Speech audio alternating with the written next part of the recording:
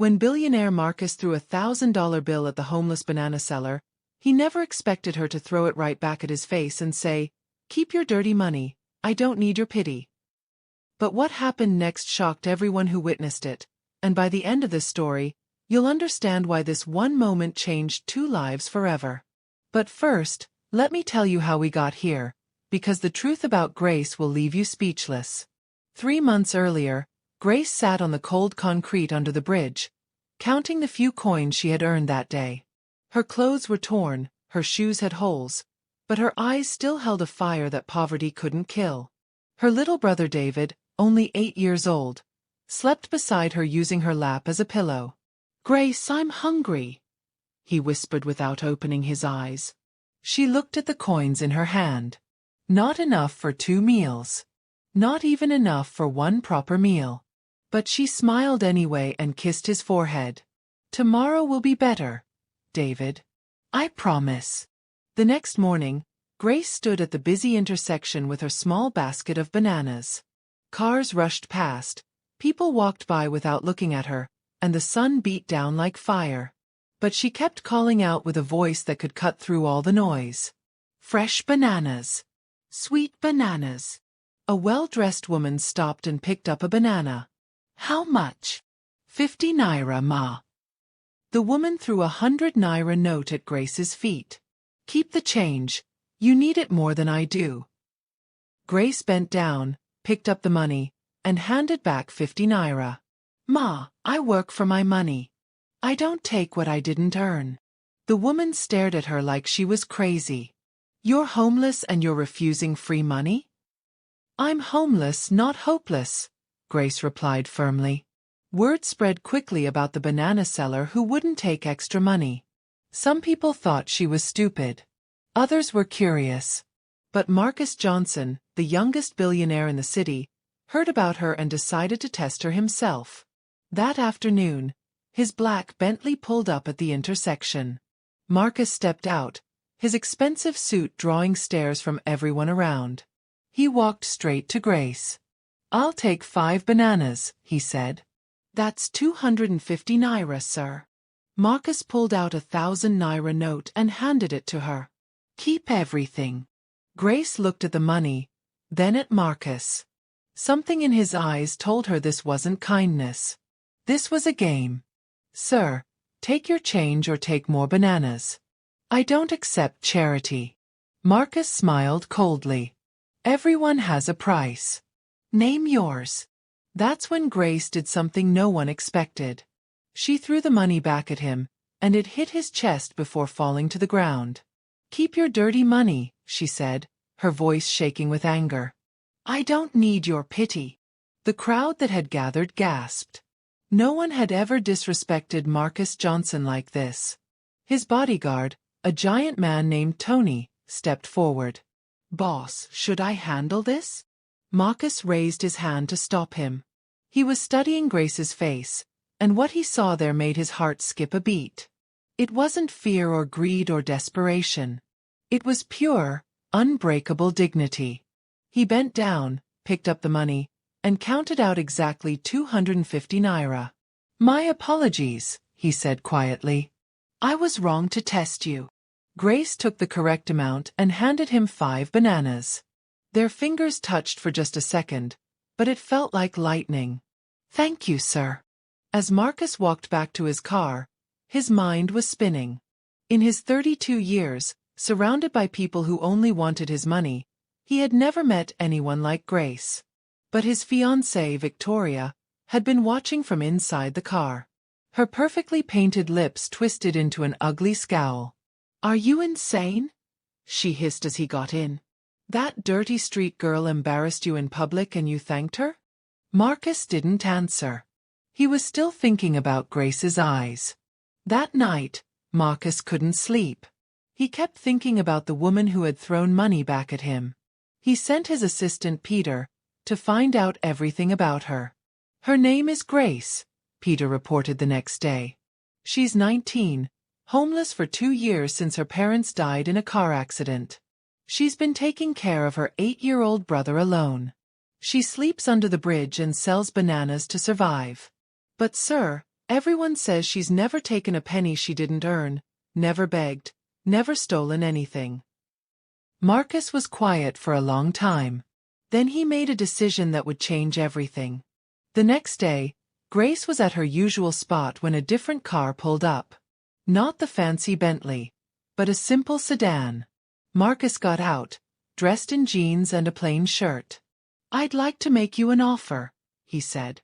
Grace looked suspicious. "What kind of offer?" "I need someone to manage my household. Someone I can trust. The pay is good, and there's a small apartment where you and your brother can live." Grace studied his face. "Why me?" "Because you're the first person in 10 years who told me no." Grace was quiet for a moment. She looked at David, who was sitting nearby doing his homework on a piece of cardboard. The boy's clothes were dirty, his shoes falling apart, but he was trying so hard to learn. "What's the catch?" she asked. "No catch. Just be yourself." Grace made a decision that felt like jumping off a cliff. "I'll try it for 1 week. If I don't like it, I leave." Marcus smiled, and for the first time, it was a real smile. "Deal." When Victoria heard about Marcus's new housekeeper, she laughed so hard she almost choked on her champagne. "A homeless banana seller? Marcus, darling, have you lost your mind?" But when she met Grace face to face, Victoria's laughter died. There was something about this girl that made Victoria's blood boil. Maybe it was the way Grace carried herself with quiet dignity despite her cheap clothes. Maybe it was how she looked Victoria straight in the eye without flinching. Or maybe it was the way Marcus looked at Grace when he thought no one was watching. "So you're the street girl who thinks she can live in a mansion," Victoria said with fake sweetness. "I'm just here to work, ma'am," Grace replied calmly. "Good. Because I want to make something very clear. This is my man, my house and my life. You're just the help. Don't forget your place." Grace nodded. "I know exactly where I belong." But Victoria didn't understand. Grace didn't mean she belonged below them. She meant she belonged wherever her integrity and hard work could take her. And that, Victoria would soon learn, was much higher than she ever imagined. Over the next few days, Grace proved herself in ways that shocked everyone. She worked harder than any housekeeper they'd ever had, but she also brought something else. Warmth. Laughter. Life. David flourished in his new environment. Marcus made sure the boy had everything he needed for school, and watching Grace's joy when her brother came home with good grades made Marcus's chest tight with feelings he couldn't name. But Victoria was watching too. And she was planning something that would destroy Grace's new life before it could really begin. The trap was set. The betrayal was coming. And neither Grace nor Marcus saw it coming until it was almost too late. But sometimes, when someone tries to destroy you, they end up revealing something about themselves that changes everything. The storm was about to hit, and when it was over, nothing would ever be the same. Victoria's plan was simple but vicious. She hired a man named Jake to break into Marcus's study and steal some important documents. Then she would plant them in Grace's room and expose her as a thief. But what Victoria didn't know was that Grace had a habit of working late, cleaning the house when everyone was asleep because she couldn't sleep herself. Memories of her parents kept her awake most nights. At 2 a.m., Grace was dusting the hallway when she heard a noise from Marcus's study. Her heart started pounding. Someone was inside. She could have run. She could have hidden. Instead, she grabbed a broom and quietly pushed open the door. Jake was stuffing papers into a bag, his back turned to her. "Stop right there," Grace said, her voice steady despite her fear. Jake spun around, and when he saw a small girl with a broom, he laughed. "Get out of here, little girl, before you get hurt. Put down what doesn't belong to you and leave." Jake pulled out a knife. "I said get out." That's when Grace did something that surprised even herself. Instead of running, she stepped forward. "I've lost everything once before," she said, thinking of her parents, her old life, everything that had been taken from her. "I won't lose this family too." She meant Marcus and David. Somehow, without realizing it, they had become her family. Jake lunged at her with a knife, but Grace swung the broom handle hard, catching him across the wrist. He dropped the knife, cursing. The noise woke up Marcus, who came running downstairs with Tony close behind. They found Grace standing over Jake, who was on the floor holding his wrist and groaning. "He was stealing from your study," Grace said simply.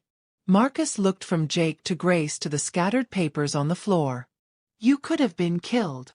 Some things are worth the risk." Tony tied up Jake and called the police. While they waited, Marcus noticed something that made his blood freeze. Grace's shirt was torn, and there was blood on her arm. "You're hurt." Grace looked down at the cut on her arm like she was surprised to see it. "It's nothing. It's not nothing." Marcus's voice was rough with emotion he couldn't control. He took her to the kitchen and cleaned the wound himself, his hand shaking slightly as he bandaged her arm. "Why did you risk your life for my papers?" he asked quietly. Grace looked into his eyes, and in that moment, both of them knew everything had changed. "Because this is my home now," she whispered. "You and David. You're my family." Marcus's hands stopped moving. He was still holding her arm, still looking into her eyes, and suddenly he couldn't breathe. "Grace." "I know," she said softly. "I know I'm just the help. I know you're engaged. I know we're from different worlds. But I can't help how I feel." Marcus dropped his hands and stepped back, running them through his hair. "You don't understand. I can't. We can't." "I'm not asking for anything," Grace said, her voice breaking just a little. "I just needed you to know." The next morning, Marcus was acting strange. He could barely look at Grace, and when he did, his eyes were full of something that looked like pain. Victoria noticed immediately. "You're falling for her," she said. It wasn't a question. Marcus was standing by the window, watching Grace teach David how to ride the bicycle Marcus had bought for him. The boy was laughing, Grace was cheering, and the sound made Marcus's heart ache with longing. "It doesn't matter," he said. "Of course it matters." Victoria's voice turned sharp. "I've invested 3 years in this relationship, Marcus. I'm not losing you to some homeless girl who doesn't even belong in our world. Maybe she belongs more than either of us do." Victoria's eyes flashed with rage. "If you don't get rid of her, I will." That afternoon, Victoria cornered Grace in the kitchen. "I know what you're trying to do," she said. "Throwing yourself in front of danger to look like a hero. Making Marcus feel sorry for you. But I have news for you, little girl. Men like Marcus don't marry girls like you. They use them and throw them away." Grace continued washing dishes, her face calm. "Is that what you think love is? Using people? Love?" Victoria laughed coldly. "You think this is love? Marcus pities you. The moment he gets bored, you'll be back on the street where you belong." Grace turned to face her. "Maybe you're right. Maybe he'll get tired of me. But at least when I love someone, it's real." "Can you say the same?" Victoria's face turned red with anger. "How dare you?" "I dare because I have nothing to lose," Grace said quietly. "You have everything to lose, and that's why you're scared." That night, Victoria made a phone call that would change everything. "Daddy? I need a favor." Victoria's father, Mr. Thompson, was one of the most powerful men in the city. He owned banks, hotels, and had connections everywhere. When Victoria told him about Marcus's infatuation with a homeless girl, he was furious. "I didn't raise you to lose to street trash," he said. "I'll handle this." The next day, Grace was at the market buying groceries when 2 police officers approached her. "Are you Grace Williams?" "Yes, sir." "You're under arrest for theft." Grace's blood turned to ice. "What theft?" "Money stolen from Marcus Johnson's house." "You have the right to remain silent." As they put handcuffs on her, Grace saw Victoria watching from across the street, a satisfied smile on her face. But Victoria had made one crucial mistake. She had underestimated how much Marcus cared about Grace. When Marcus came home and found Grace gone, David crying, and Victoria explaining how the police had discovered that Grace had been stealing money, he knew immediately what had happened. "You did this," he said, his voice deadly quiet. Victoria smiled. "I protected us, darling. She was using you." Marcus pulled out his phone and made a call. "Peter? I need you to find out exactly what happened to Grace and who's behind it." "And Peter? I want the truth in 1 hour." Peter's investigation revealed everything.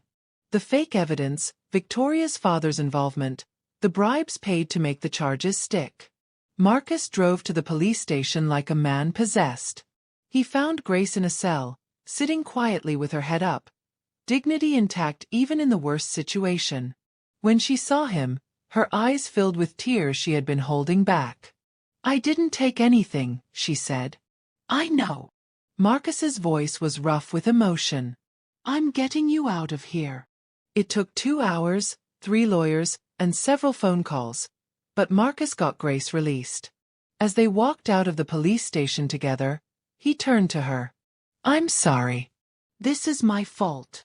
"No," Grace said. "It's mine. I forgot my place." Marcus stopped walking.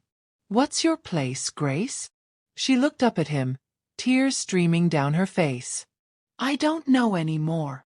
Marcus took her face in his hands, right there on the street, not caring who saw. "Your place," he said, "is wherever you choose to be. And I choose to be wherever you are." He kissed her then, in front of everyone, and Grace felt like her heart might explode. When they broke apart, Grace whispered, "What about Victoria? What about your life?"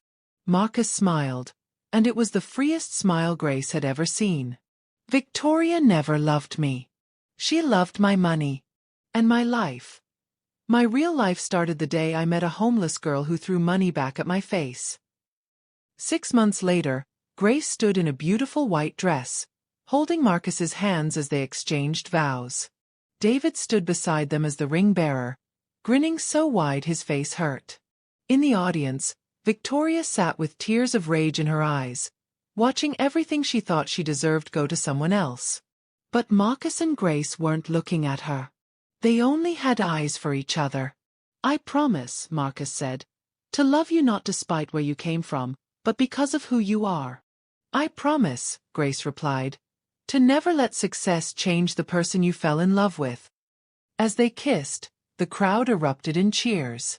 But the loudest cheer came from David, who finally had the family he had always dreamed of. Later, at the reception, Grace's old customers from the street came to congratulate her. She hugged each one, tears in her eyes. "You never forgot us," one old woman said. "How could I?" Grace replied. "You taught me that dignity isn't about what you have. It's about who you are." Marcus watched his wife move through the crowd, treating the homeless guests with the same respect as the billionaires, and he knew he had married the richest woman in the world. Not in money but in character. And as Grace laughed with her brother and looked at her husband with eyes full of love, she realized something that made her heart full.